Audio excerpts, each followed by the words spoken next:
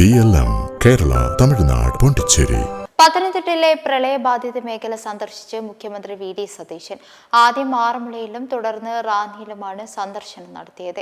ക്യാമ്പുകളിലെത്തിയായിരുന്നു ദുരിതബാധിതരെ മുഖ്യമന്ത്രി സന്ദർശിച്ചത്. നദിയിലെ മണ്ണ് നീക്കം ചെയ്യാൻ അടിയന്തര നടപടി ഉണ്ടാകുമെന്നും മുഖ്യമന്ത്രി അറിയിച്ചു. നദിയുടെ മണ്ണ് നീക്കം ചെയ്യണം, ഇതിനായി അടിയന്തര നടപടി ഉണ്ടാകുമെന്നും പത്തനംതിട്ട ജില്ലയ്ക്കാണ് മുൻഗണന എന്നും സ്ഥിരം ദുരന്ത നിവാരണ സംവിധാനം ഉണ്ടാകും. ആദ്യ പ്രൊജക്ട് പത്തനംതിട്ടയ്ക്കായിരിക്കും. മറ്റ് ഏജൻസികൾ ചേർന്നുള്ള മുന്നറിയിപ്പ് സംവിധാനം ഉണ്ടാവണമെന്നും മുഖ്യമന്ത്രി അറിയിച്ചു. ഇന്ത്യയിലെ ഏറ്റവും മികച്ച ദുരന്ത നിവാരണ സംവിധാനം പത്തനംതിട്ട ജില്ലയ്ക്ക് ഉണ്ടാകും. കൂടുതൽ ഹെലികോപ്റ്റർ നൽകുമെന്നും അടുത്ത പ്രളയം വരെ കാത്തിരിക്കുന്നില്ല എന്നും CPM പറയുന്നതനുസരിച്ച് പോകാൻ കഴിയില്ലെന്നും മുഖ്യമന്ത്രി വ്യക്തമാക്കി. അതേസമയം ദുരിതാശ്വാസ പ്രവർത്തനങ്ങൾ മുഖ്യമന്ത്രി ഏകോപിപ്പിക്കുന്നില്ല എന്ന ആരോപണങ്ങൾക്കിടെയാണ് മുഖ്യമന്ത്രി പ്രളയമേഖല സന്ദർശിച്ചിരിക്കുന്നത്. ഇപ്പോൾ ഏത് സമയത്തും മഴ പെയ്യാവുന്നൊരു സാഹചര്യം നിലയ്ക്കുകയാണ്. കാലാവസ്ഥാ വ്യതിയാനത്തിൻ്റെ ഭാഗമായി നമുക്ക് പുനരധിവാസത്തിന് തയ്യാറെടുക്കാൻ സമയം കിട്ടുന്നതിന് മുമ്പ് അതിതീവ്ര മഴ പെയ്യുകയാണ് പല സ്ഥലത്തും. പ്രത്യേകിച്ച് വനാതിർത്തിക്കുള്ളിൽ ഇത്തരം മഴ പെയ്യുമ്പോൾ വലിയ ലാൻഡ് സ്ലൈഡ് ഉണ്ടായി, ലാൻഡ് സ്ലിപ്പ് ഉണ്ടായി, വലിയ തോതിൽ വെള്ളം പൊട്ടി ഒലിച്ചു വരികയാണ്. നമ്മൾ തയ്യാറെടുപ്പ് നടത്തുന്നതിന് മുമ്പോ നമുക്കൊരു വാർണിംഗ്, ഒരു മുന്നറിയിപ്പ് കൊടുക്കാൻ പറ്റുന്നതിന് മുമ്പോ ഇത് സംഭവിക്കുകയാണ്. പക്ഷെ നമ്മളൊരു കാര്യം ശ്രദ്ധയിൽപ്പെട്ടത് പത്തനംതിട്ട ജില്ലയിലെ പല പ്രദേശങ്ങളും ഇത്തരം ദുരിതബാധിത പ്രദേശങ്ങളാണ്.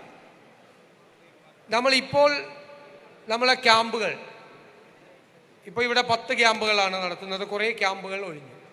നമ്മൾ ക്യാമ്പുകൾ ഒഴിഞ്ഞ് വീടുകളിലേക്ക് പോകുന്ന ആളുകൾക്ക് വീട് ക്ലീൻ ചെയ്യാൻ വേണ്ടിയിട്ടുള്ള 10,000 രൂപ അനുവദിച്ചിട്ടുണ്ട്. എത്രയും പെട്ടെന്ന് വിതരണം ചെയ്യും. അതുപോലെ എന്താവശ്യം ദുരിതാശ്വാസവുമായി ബന്ധപ്പെട്ട് ചെയ്യണമെങ്കിൽ ഒരു തടസ്സവുമില്ല എന്ന് ജില്ലാ കളക്ടറെ അറിയിച്ചിട്ടുണ്ട്. ജില്ലാ കളക്ടറെയും ജില്ലാ ഭരണകൂടത്തിനും പൂർണ്ണമായ അധികാരം നൽകിയിട്ടുണ്ട്. ആരോഗ്യ വകുപ്പ് ക്യാമ്പുകളിൽ കൃത്യമായ വൈദ്യപരിശോധന നടത്തുന്നുണ്ട്. അതുകൂടാതെ പത്തനംതിട്ട ജില്ലയിലെ സ്വകാര്യ ആശുപത്രികൾ പ്രത്യേകമായ മെഡിക്കൽ ക്യാമ്പുകൾ നടത്തുന്നുണ്ട്. നമ്മൾ ഇത്തരം ഘട്ടങ്ങളിൽ രോഗങ്ങളൊന്നും വരാതിരിക്കാൻ, പകർച്ചവ്യാധികൾ വരാതിരിക്കാനൊക്കെ ശ്രദ്ധിക്കേണ്ട ഒരു സമയം കൂടിയാണ്. തകർന്നു പോയ വീടുകളുണ്ട്. ആ വീടുകൾ തകർന്നു പോയിരുന്നെങ്കിൽ പൂർണ്ണമായി 15%, 50% ഇങ്ങനെ പല റേറ്റിലാണ് കൊടുക്കുന്നത്. പൂർണ്ണമായ തകർന്ന വീടിന് ഇതുവരെ കൊടുത്തിരുന്നത് 4 ലക്ഷം രൂപയാണ്. അത് ഈ പ്രാവശ്യം 6 ലക്ഷം രൂപയാക്കി വർദ്ധിപ്പിച്ചിട്ടുണ്ട്. ആദ്യമായിട്ടാണ് 6 ലക്ഷം രൂപയാക്കി അത് വർദ്ധിപ്പിച്ചിട്ടുണ്ട്. പൂർണ്ണമായി തകർന്നുപോയ വീടിന്. ബാക്കിയുള്ള ഡാമേജിനെല്ലാം, ഭാഗികമായി ഡാമേജ് പറ്റിയതിനെല്ലാം ഉള്ള സഹായം കൊടുക്കും. ഇതൊക്കെ ഇപ്പോൾ ചെയ്യേണ്ട അത്യാവശ്യ കാര്യങ്ങൾ. ഒരു ദുരിതം വരുമ്പോൾ ദുരിതം വരാതിരിക്കാൻ വേണ്ടി നമ്മൾ നോക്കണ്ടേ? അപ്പോൾ അതിൽ ഏറ്റവും പ്രധാനപ്പെട്ട കാര്യം MLA ഇപ്പോൾ പറഞ്ഞു. നമ്മുടെ നദികളെല്ലാം നിറഞ്ഞു കിടക്കുകയാണ്. 2018 വെള്ളപ്പൊക്കത്തിലെ മണ്ണും ചെളിയും നിറഞ്ഞു കിടക്കുകയാണ്.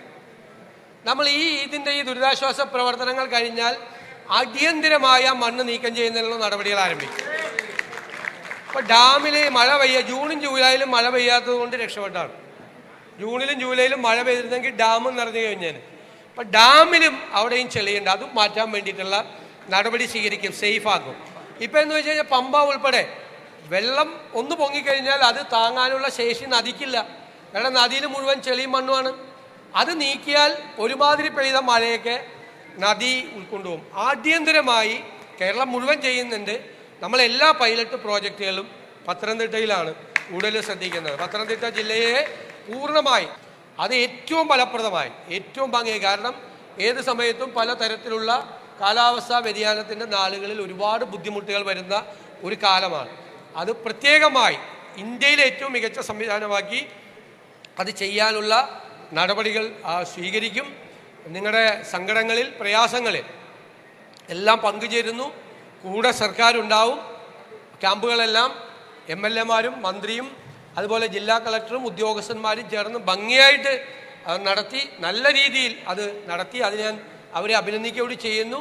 വിളിച്ചാൽ വിളിപ്പുറത്ത് ജനപ്രതിനിധികളും ജില്ലാ ഭരണകൂടവും ഉണ്ടാവും. നിങ്ങളുടെ വിളിപ്പുറത്തുണ്ടാവും.